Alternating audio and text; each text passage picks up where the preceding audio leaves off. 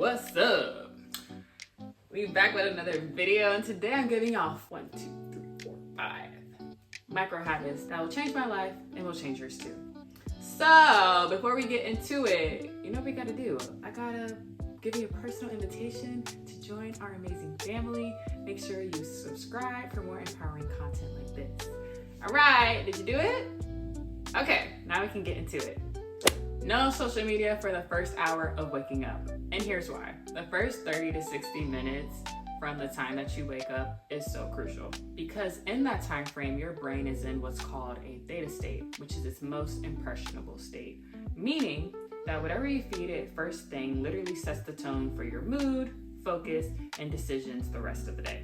If the first thing you do is scroll, you're flooding your brain with dopamine strikes. This trains your brain to keep chasing quick hits of pleasure all day long, so you continue to reach for your phone throughout the day, leaving you more distracted, more anxious, and less motivated to do the things that actually matter, like going to the gym or reading your Bible. This means more screen time, less drive for meaningful work, and a higher chance of procrastination. However, on the flip side, when you resist social media in the morning, you break the cycle before it even starts. Your cravings are lower, which means that your productivity is higher.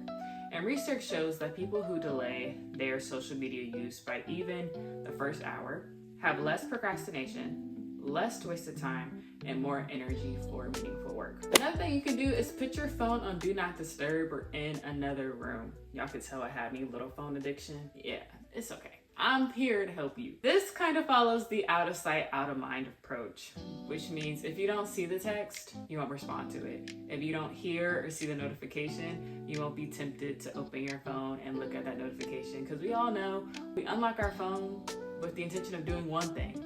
But in the process of doing that one thing, we get distracted and end up doing 50 trillion million other things that we had no business doing, which feeds into our procrastination and being on our phone for longer than we need to be.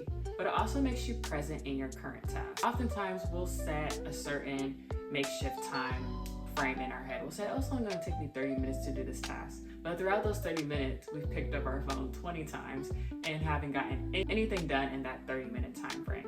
So by putting your phone in Do Not Disturb or in another room, it allows you to be present and focus on that designated task to get that task done in that time frame that you set, or even sooner. You'll be surprised at how fast you get tasks done when you're not constantly distracted or overstimulated. Work on your craft an hour each day. This has been huge for me because I'm a person that gets very overwhelmed when it comes to something new, such as content creation or even big projects that I'm working on. So by setting aside an hour each day, it just gives me that mental stability and mental sanity of like I am working towards my goal each day, and all of these hours will add up eventually for bigger payoffs later. It also helps me to get rid of stress because I'm not just like trying to get everything done in one day. And sometimes I don't get anything done in that hour. Sometimes I'm having creator's block and I get absolutely nothing done. But the point is that I'm continuing to show up each day for that hour, whether I feel like it or not, whether I get something done or not. In each of those days, whether I get nothing done or everything under the sun done, I'm still making progress. Showing up each day makes a big difference, because if you quit now, you'll never know how great you could have been. So by breaking it up into manageable tasks of working on your craft each hour a day, you're giving yourself the opportunity to see just how good you could be when you stick it out and continue to show up regardless. Read a book. I was never really a big reader growing up, and I think it was because I was always forced to read. Like we had the summer reading list, hated those. Then we had to read books for school, we had the textbooks we had to study, and then we had to write essays on the books and all that stuff, which is probably why I never really liked reading.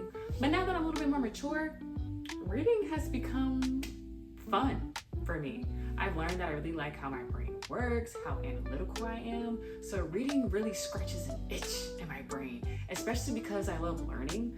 So every single time I learn something new, it just like excites me. And reading is free game. Okay, I remember I graduated college and I had not the slightest clue on how to handle my finances. So I read a couple books about how to manage your finances.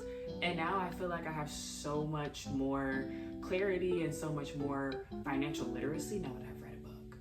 In the same way, you could literally find, are we crooked? Dang, why ain't y'all tell me I had y'all bent like that? Oh my gosh! Just because I simply read a book about it. In the same sense, there could be a topic or something that you're really invested in that you want to learn about. I promise you there's a book on it. And the kick is, most books are written by people who are already doing the thing that they are talking about and found great success. So you're telling me that these successful people could write me a book for $20 or less, free, if you have a library card or like Kindle Unlimited, and you're telling me I can learn from them for free. Like, that's free mentorship right there, just from reading a book. Like, sign me up. Honestly, most of the things that I've learned in my 20s have come from reading books, podcasts, or reading the Bible, of course. And I've learned so much, and I know that you will too. Plan your weeks in advance to decrease decision fatigue. Being an adult, there are so many things that you have to keep track of. In addition to like your regular to-dos at like work or, you know, family functions and events and stuff like that. But you gotta remember to cook, you gotta remember to clean, you gotta remember to take the dog out and all this other stuff. And so for me, every Sunday, I spend 15 to 30 minutes just planning out my upcoming week. So I'll just list out all the things that I need to get done that week, and I'll schedule little time blocks to do them.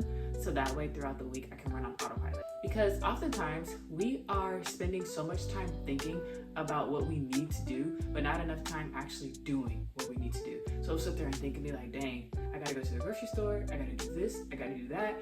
And by the time we remember those things, it's like we're racing against the clock, trying to get everything done. So for me, I plan everything in advance so I can run on autopilot. And I plan everything, pretty much. I would say about 90% of my week is planned from the time I wake up, when I'm gonna spend time with God, when I'm gonna eat, when I'm gonna sleep, when I'm going to work on my YouTube, and all those other things. And it really helps because throughout the week, I can just look at my calendar and be like, all right, this is what I'm supposed to be doing now. Let me do that. And it just creates me to be more productive and get more things done. Don't forget to schedule breaks. Don't forget to schedule like food. Sorry, that was weird. And yeah, and don't forget to schedule just free time to do whatever you want to do, whatever you find fun, whether that's gaming. Yeah, I know, but I'm a gamer. Watching TV or whatever. And like I said, 90% of it is planned because sometimes, I don't know about y'all, I've been needing a little bit more time with God, or sometimes things just come up. And so I'll just readjust my schedule accordingly. But planning your weeks will allow you to run on autopilot, so you don't have to constantly be thinking about the decisions you need to make. It's already been planned. You've already planned it on Sunday, and you don't need to make that decision anymore. It's done. Boom. And also planning my schedule in this way is also a motivator, because I know that if I schedule it in a way to where I have certain times where I can do fun stuff. So I know that if I don't complete these things at the time that I set, then it delays the time that I get to do what I actually want to do, like playing the game or watching TV, talking with my friends and stuff like that. So that's also why I plan my weeks, because I'm like, wow, Christina, if I can wake up on time and get all these things done, that frees up so much of my time later where I can be a couch potato if I want to. And that concludes today's video. I hope you guys enjoyed. Please let me know which micro habit was your favorite, or any micro habits that you're implementing that have also been a game changer for you. You know, let's help the family out so we can all be successful, okay? Y'all know how we do on this side of the internet. Make sure you like, comment, subscribe, but most importantly, share this video with someone else if you think that it can be beneficial to them. Thank you all so much for watching. I appreciate you all so much, and I'll see you in my next one. Bye!